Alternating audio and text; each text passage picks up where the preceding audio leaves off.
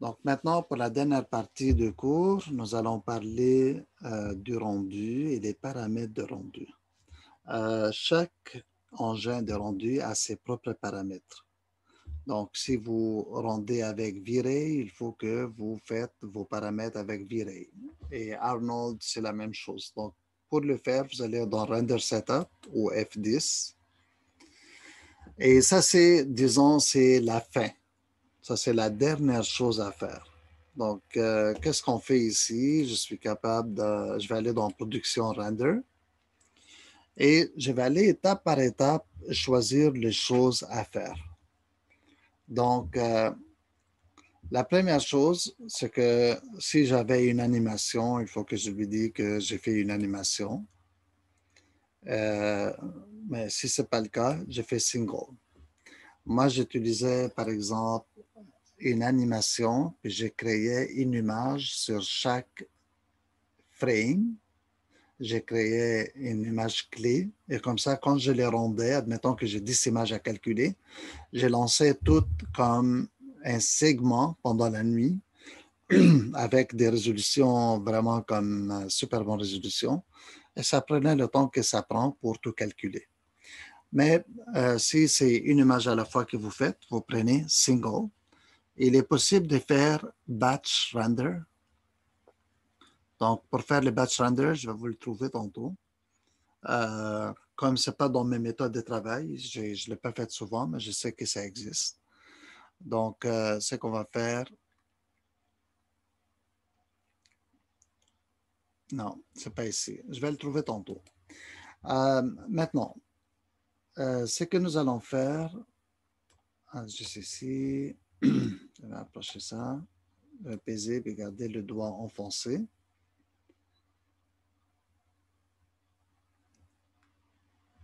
Donc, ici, vous pouvez faire votre rendu.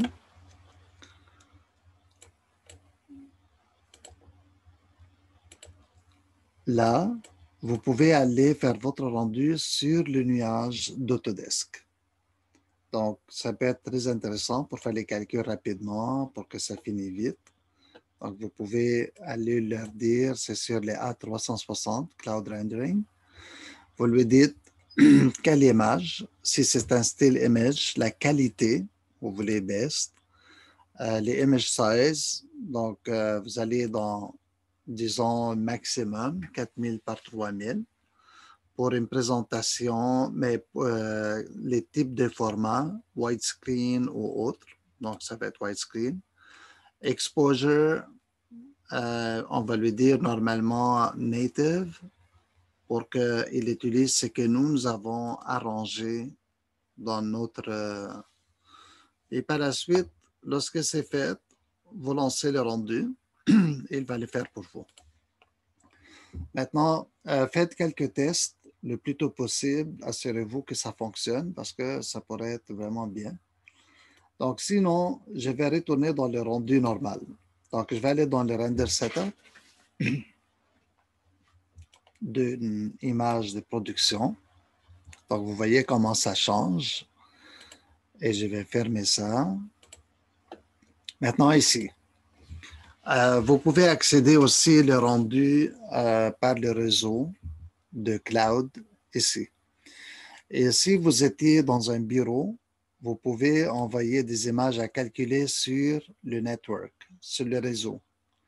Et comme ça, vous pouvez choisir plusieurs ordinateurs et vous utilisez des ordinateurs. Donc, vous allez voir les ordinateurs s'afficher ici. Mais il faut que les ordinateurs i3ds Max Renderer installés. On appelle ça de post-node. Donc, c'est tout simplement, vous n'avez pas besoin d'installer 3ds Max au complet. Vous pouvez acheter des licences de rendu et vous les placer partout. En tout cas, maintenant, ce n'est pas le point. Ce que je vais faire, je vais aller dans Production Rendering Mode avec Arnold, Single Image. Par la suite, je vais m'assurer que mon Area to Render, c'est toute la vue. Sinon, pour tester, vous pouvez prendre des régions et des crops. Vous pouvez prendre une petite section pour tester. Les output size, je vous ai déjà montré dans le passé comment les calculer. Donc, vous multipliez les dimensions de votre image en pouces par 300. Donc, pour être facile, si c'est 10 pouces en largeur, donc ça va être 3000. Et si c'est 7 pouces en hauteur, donc je multiplie 7 par 3, c'est 21, donc c'est 2100. Good?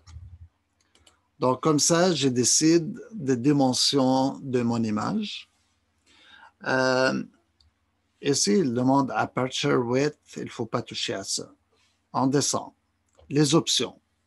Dans les options, ici, il dit nous allons rendre les effets atmosphériques, comme par exemple le brouillard et tout ça.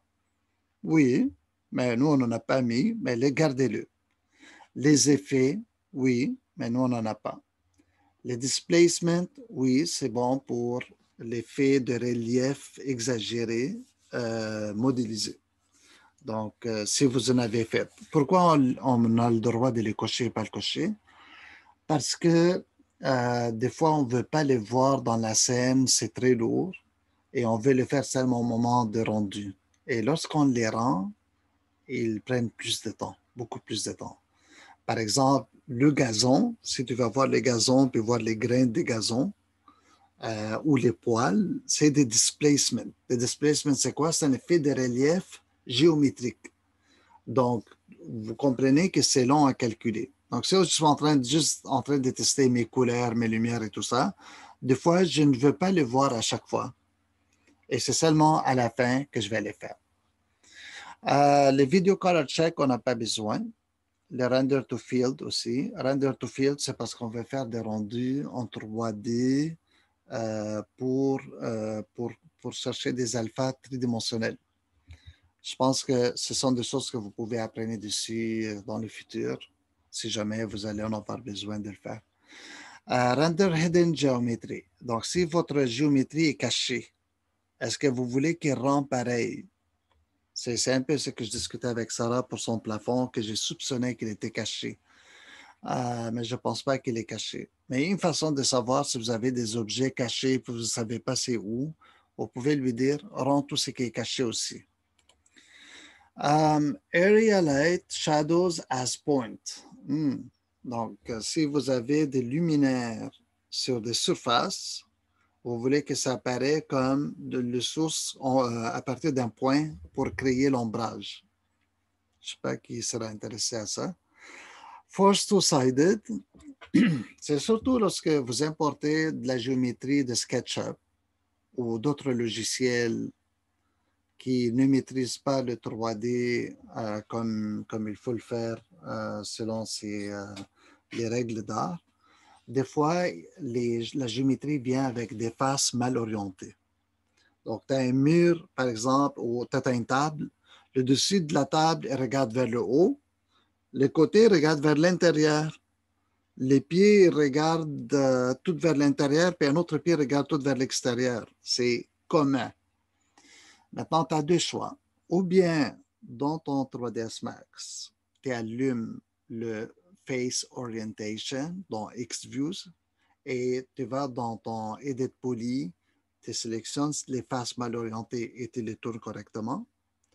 Ou bien, si la maquette n'est pas très grosse et ça ne te dérange pas de le rendre à double face, donc tu choisis l'option Force Two-Sided.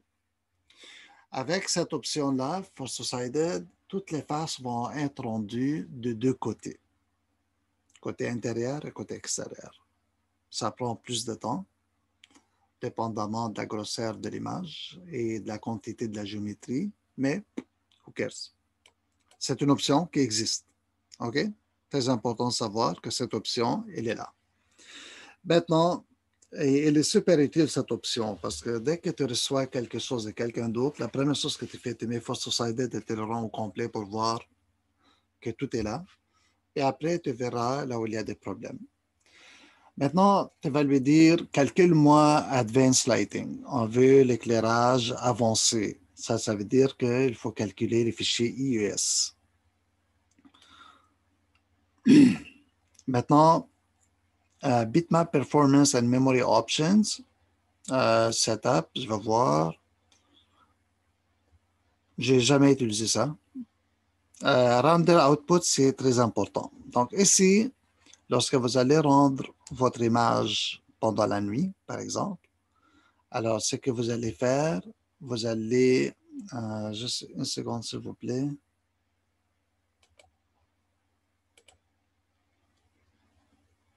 OK. Très bien. Donc, lorsque vous voulez rendre, vous voulez que l'image sauvegarde et vous voulez qu'elle se sauvegarde automatiquement. Vous n'allez pas, par exemple, lancer le rendu pour que ça affiche sur l'écran et après vous lui dites, vous le sauvegardez manuellement. Alors, vous, ce que vous pouvez faire, c'est lui dire render output. Et normalement, et ça c'est très important, 3ds Max, il crée des projets complets. Alors, si vous regardez dans, dans votre document 3ds Max 2022, vous avez ici tous les répertoires. Tout ça, c'est des répertoires d'un projet 3ds Max. Dans un projet 3ds Max, il y a archive, autoback, download, export, express, import. Donc, tout ce qui a de rapport avec ton projet, il est classé par catégorie. Dans ces catégories, il y a les render output. Donc, render output ici. Et ici, tu vas lui dire le nom de l'image. Je vais appeler moi test.jpeg. Je vais aller dans les formats, spécifier que c'est un JPEG. Il y a d'autres formats. Hein? Donc, je vais prendre JPEG pour moi. Par la suite, je vais aller ici. Bon, il n'y a rien. Ici, vous pouvez ajouter, si vous voulez, par exemple, que par défaut, le nom soit le nom de la scène, le nom de la caméra, le mois, le jour, l'année. Est-ce qu'ils ont l'heure? Ils n'ont pas l'heure. OK. Donc, quelque chose comme ça. Regardez, il a fait par défaut le nom. Puis, vous pouvez vous ajouter après peut-être 001, 002, tout ça. Vous allez dans Setup ici. Et ici, vous ajustez votre image. Best, large, normal. Qualité 100%, aucune perte. OK. Là, on va faire Save. Donc, maintenant, j'ai mon Save File. Put image file list and output path. Donc, tu peux ici créer une liste de plusieurs rendus. C'est ce que je vous disais tantôt. Donc, si vous voulez faire des batch render. Donc, je clique ici, Put image file list and output. Donc, je vais faire Create now.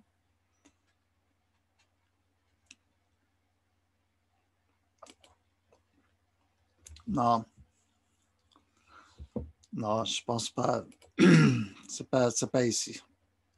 Là, par la suite, ce que vous pouvez faire, c'est de lui dire Rendered Frame Window. Vous pouvez décocher ça.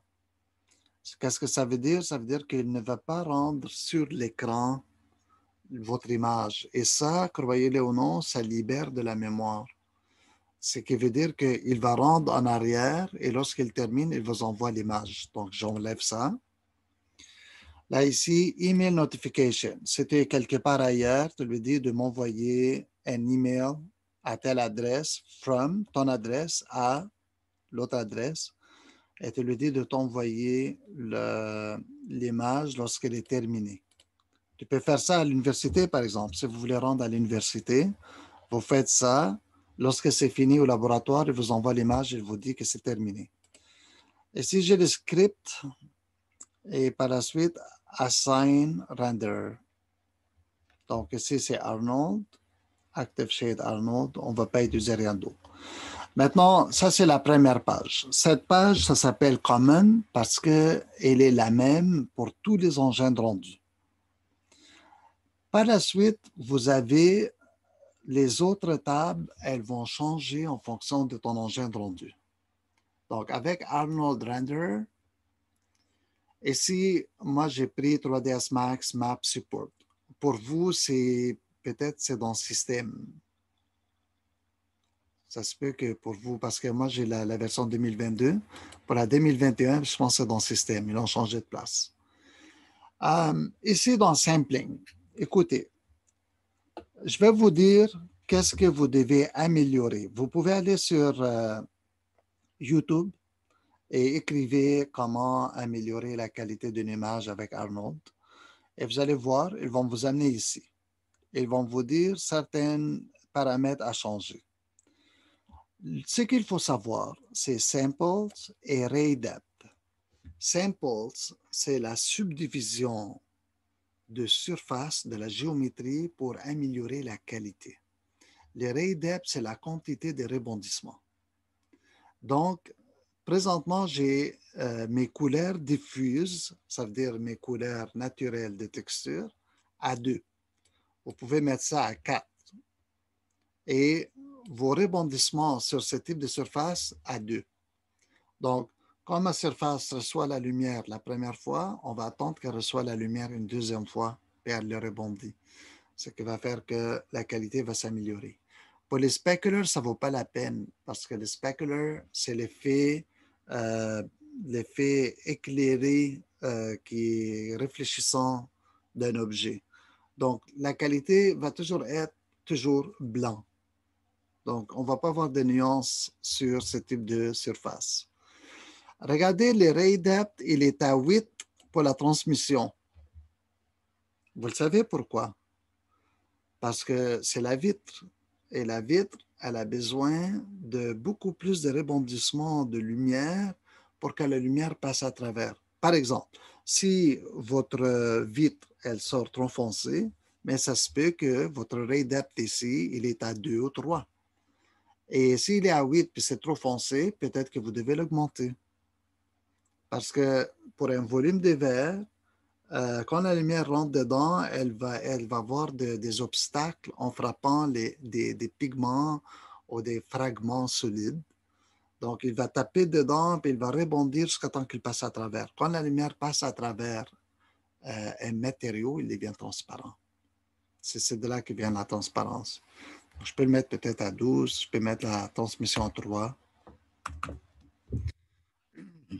La caméra, je peux la mettre à 8. Si j'ai le temps. Si je n'ai pas le temps, je peux le baisser.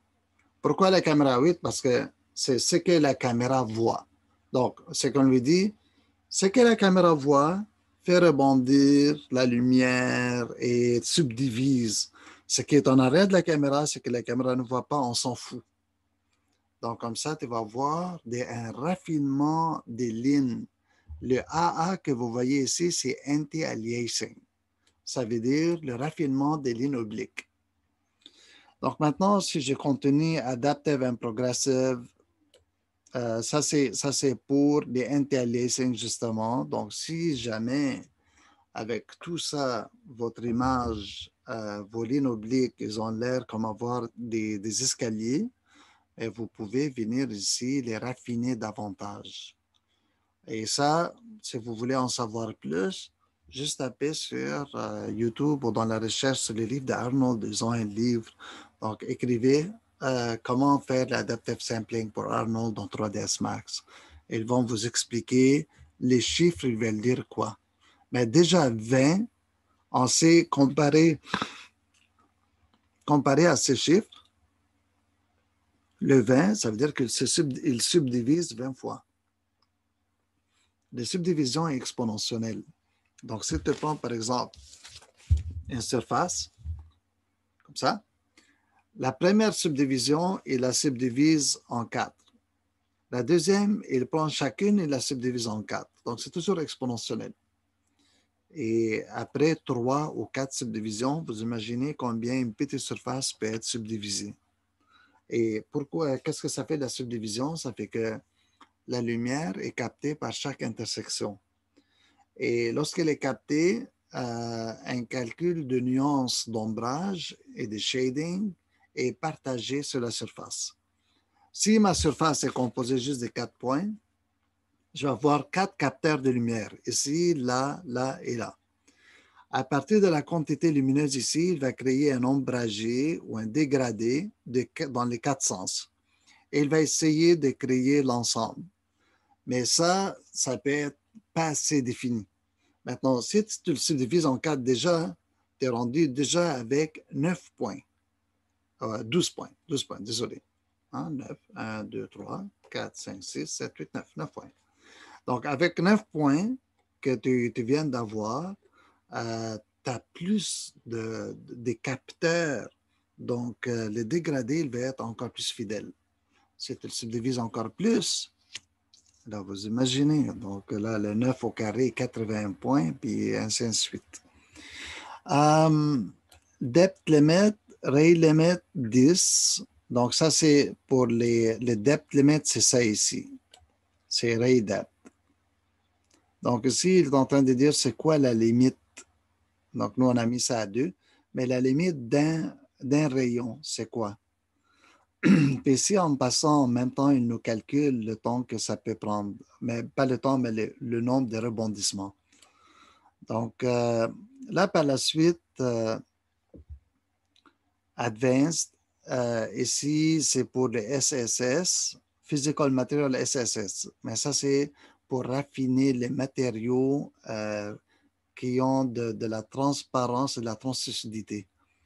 Donc ici, pour filtering, filtering, c'est aussi les interlacing. C'est directement l'interlacing. Donc, les adaptive sampling, c'est comme des interlacing supplémentaires, mais moi, je pense que ça peut vraiment comme jamais l'ordinateur. Mais présentement, ça, Gaussian, c'est le type, et il y en a plusieurs types comme vous voyez, c'est le type de méthode pour calculer le interlacing, pour calculer de quelle façon une ligne oblique, elle doit être raffinée pour qu'elle ait l'air comme une ligne parfaitement smooth et directe. Donc, présentement, le width, il est à 2. Vous pouvez, par exemple, taper dans... Une seconde. Ici, si vous allez dans...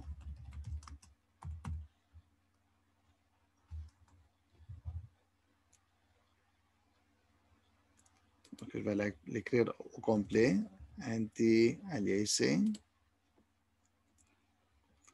Donc, ici, vous allez voir dans Wikipédia même, il en parle. Ici, il en parle. Donc, chaque mot, il a des inventions faites par certaines recherches. Et par la suite, des logiciels comme 3ds Max et les autres les achètent. Donc, ici, vous allez voir, regardez ça. C'est exactement le principe. Donc, je regarde ici comment les lignes obliques sont jaggées. Et ici, ils ont des anti-aliasing pour qu'on le voit propre. Et ça ici, anti-alias avec un algorithme. Voilà. Donc, c'est ça ce que ça fait. Maintenant, le Gaussian, je ne sais pas exactement, mais moi, c'est ce que j'utilise par défaut. Et vous pouvez voir, par exemple, des exemples. Des fois, on fait des comparaisons entre plusieurs types. Donc, ça arrive souvent qu'on va dire, par exemple, qu'est-ce que j'ai fait? Regardez ça, ça l'explique un petit peu. Ça, c'est un raffinement interlacing par box, par triangle, par Gaussian. Donc, il est un peu raffiné. C'est ça que ça veut dire. Ça veut dire qu'il ne les fait pas sharp à 100%, mais il crée un petit dégradé. Je regarde ça ici. Et ça, c'est fait par NVIDIA qui avait la carte Targa. Donc, voici comment on passe comme les différentes méthodes. Ça, c'est la troisième méthode. Donc, il y a toutes sortes d'algorithmes mathématiques pour dire de quelle façon on est supposé de raffiner une ligne oblique. Donc, si vous voyez ici, ça, c'est un tableau intéressant. Donc, la première ligne oblique ici, dans Default Hardware Interlacing. Donc, ça, c'est un interlacing par défaut, ça fait ça. La méthode Box, elle a donné ces résultats. La méthode Gaussian, elle a donné ces résultats. Donc, c'est comme, il est allé, comme on a vu dans la courbe, elle monte, elle descend. Ça veut dire quoi? Ça veut dire qu'il va raffiner le milieu pour que ça soit plus foncé, puis après, il va créer un dégradé autour. Il a l'air proche de Box. Honnêtement, du moment que vous choisissez une méthode d'interlacing, déjà votre calcul de rendu il va être plus long et ça va finir par être plus raffiné. Regardez, par exemple, ça c'est la méthode Box, ça a l'air quand même sharp, tandis que Gaussian, ça a l'air un peu plus raffiné. Il a l'air un peu plus dégradé. Donc, c'est lorsqu'on regarde des proches, on voit la différence entre les deux. Donc, ça, c'est très intéressant que vous soyez connaisseur dans ces choses-là pour que lorsque vous faites un rendu, vous savez ce que vous êtes en train de faire, que vous comprenez aussi comment manipuler les différentes méthodes. Donc, si à un moment donné, vous êtes plus intéressé par quelque chose de plus, comme par exemple, j'ai fait à un moment donné une animation où il y avait beaucoup de lignes. Et pendant que Gaussian me donnait quelque chose de trop embrouillé, il les faisait smooth, mais on avait de l'ombrage autour. J'ai opté pour un triangle qui m'a permis d'avoir des lignes parfaitement sharp. Donc là, c'était la ligne vraiment noire. Tout dépend de ce que vous avez besoin de sortir. Donc ici, j'ai l'environnement. Donc ici, l'environnement est physical based. Ça, on l'avait déjà calculé dans les backgrounds. Donc, il va le remettre ici. Et si vous avez atmosphère, si une atmosphère, donc si vous voulez chercher une scène atmosphérique, donc vous pouvez venir aller dans, si vous avez créé comme un matériau, vous pouvez retrouver votre matériau ici. Donc, je vais retrouver par exemple l'environnement, ici dans Arnold. Non. Vous pouvez, comme ça aurait été possible, de créer dans la scène atmosphérique un dégradé de brouillard, par exemple. Et juste en passant, ça, normalement, on le fait ici. Donc, le brouillard, si jamais vous voulez savoir comment le faire dans le futur, tous les effets spéciaux se retrouvent ici dans 3ds Max. Donc, ici dans Atmosphère, tu fais Add et tu choisis qu'est-ce que tu veux. Donc, si tu veux un volume fog, donc ça c'est le brouillard, ou tu veux un feu, donc si je mets juste un fog, ton fog est ici maintenant, tu vas aller dans ses paramètres, il a quelle couleur, il a quel matériau, quelle texture, quand on est proche, c'est à 0, quand on est loin, il est à 100, et normalement, quand tu vas voir ici, tu vas le voir. Donc, tu peux dire qu'il est exponentiel. Et tu peux même l'augmenter. Normalement, lorsque tu l'as terminé, tu fais ton rendu, tu es supposé de le voir. Il y a aussi, autre que le fog, il y a le haze, et ça, il a moins de volume.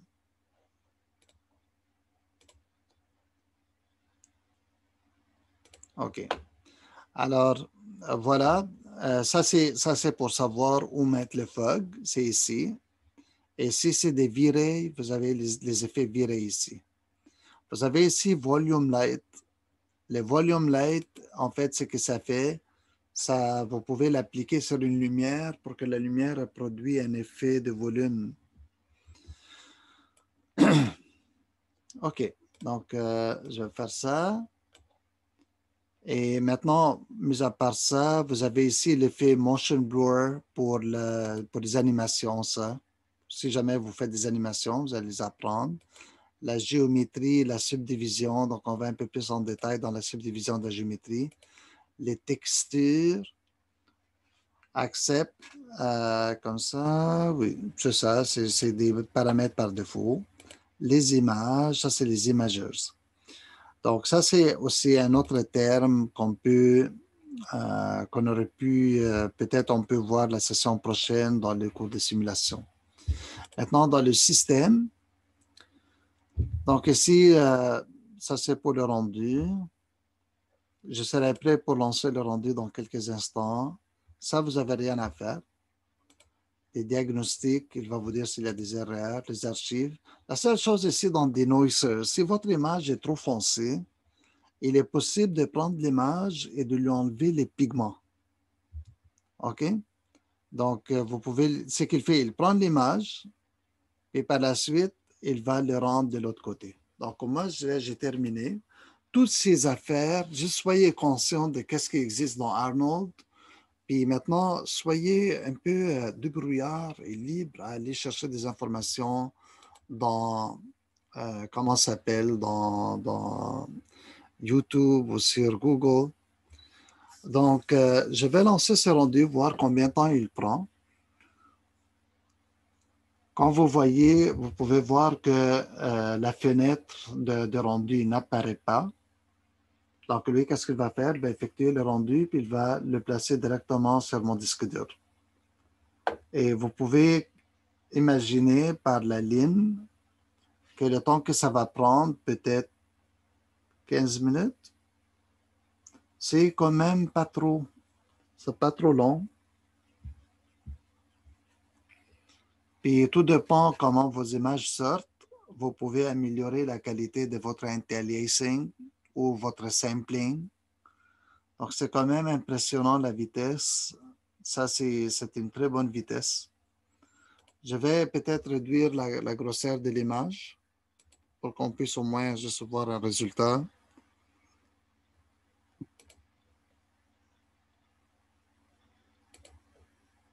Donc, je vais aller avec quelque chose comme ça.